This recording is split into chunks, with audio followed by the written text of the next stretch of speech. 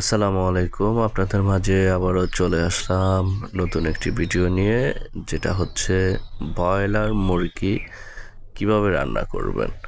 যেমন আমরা ব্যাচেলর মানুষ খুব সহজে ব্রয়লার মুরগি রান্না করতে পারি, তাই আপনাদের মাঝে দেখিয়ে দিচ্ছি কিভাবে রান্না করবেন। ব্রয়লার মুরগি এভাবেই দোকানে যখন আপনি কিনতে যাবেন, যেহেতু আমি শহরে থাকি, তো শহরের দোকানগুলোতে হচ্ছে আপনি বলে দিবেন যে ভাই আমাকে ব্রয়লার মুরগিটা কেটে দেন। যেহেতু আমরা ব্যাচেলর, কাটাকাটির ঝামেলায় আমরা যেতে চাই না।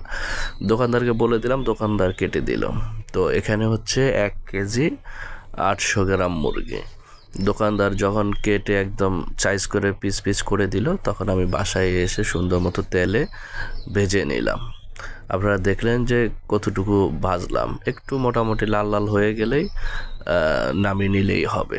তারপরে যে দিয়ে দিলাম পেঁয়াজ, রসুন, তারপরে আপনার 2টা আস্ত রসুনও দিয়ে দিলাম, 2-3টা আপনার কাঁচামরিচ দিয়ে দিলাম, হলুদ, মরিচ, লবণ, এগুলা ধনিয়ার গুঁড়া যতটুকু আপনার মানে, তারপরে মশলা যে প্যাকেট কিনতে পাওয়া যায় ওই প্যাকেট নিয়ে নেবেন।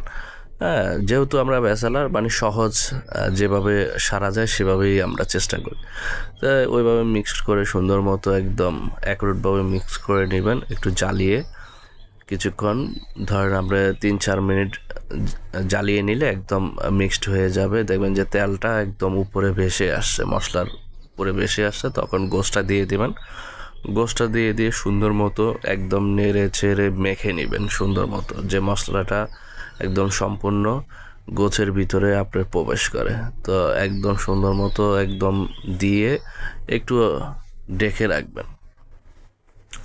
ধরেন আমি এই যে ডেকে দিলাম, ডেকে ঢাকনা থেকে তুলে আবারও একটু নেড়ে ছেড়ে মিক্স করে দিলাম, আবার ডেকে রাখলাম।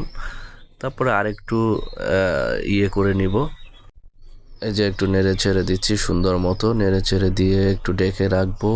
তারপরে এখানে আমি সিদ্ধ করে আপনার আলু রাখছিলাম, তো ওই সিদ্ধ আলুটাকে আমি এখানে আবার দিয়ে দিব। তো এখন দেখলাম যে হয়ে গেছে, তো এখন সিদ্ধ আলুটা এখানে আমি দিয়ে দিলাম, সাথে একটু কাঁচামরিচ দিয়ে দিব। 2-3টা কাঁচামরিচ যদি ভেঙে উপর দিয়ে দিই, হ্যাঁ, তাহলে ফ্লেভারটা একটু ভালো আসে। তো এই যে পানি দিয়ে এখন একটু বসাইয়ে দিব। হ্যাঁ, তারপরে 5-7-10 মিনিট রাখার পরেই শেষ।